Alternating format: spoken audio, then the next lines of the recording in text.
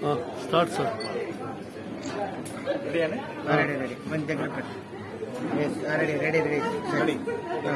అందరికి నమస్కారం అండి. ఈరోజు బెంగళూరులో జరుగుతున్న న్యాయం గెలిచింది అమరావతి ప్రోగ్రాంలో రావడం జరిగింది. రామస్వామి గారు నిజంగా మమ్మల్ని ఆహ్వానించారు.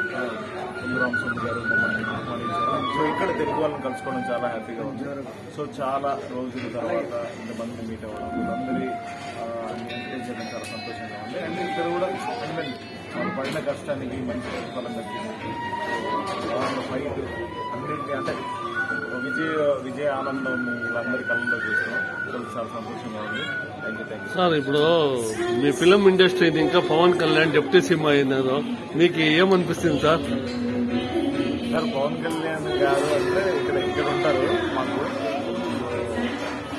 నేను చాలా హ్యాపీ. అంటే ఇప్పుడు మీరు డిప్యూటీ సీఎం పవన్ కళ్యాణ్ అనగా నాకు రోమన్లు వెంటనే ఇట్లా గూస్ బంప్స్ వచ్చింది.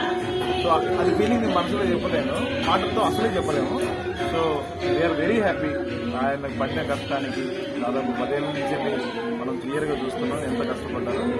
కష్టపడ్డ వాళ్ళకి ప్రతిఫలం ఖచ్చితంగా తగ్గుతుంది. ఈ 5 సంవత్సరాలు కూడా అద్భుతంగా చేస్తారని నమ్మకం ఉంది, విశ్వాసం 100%.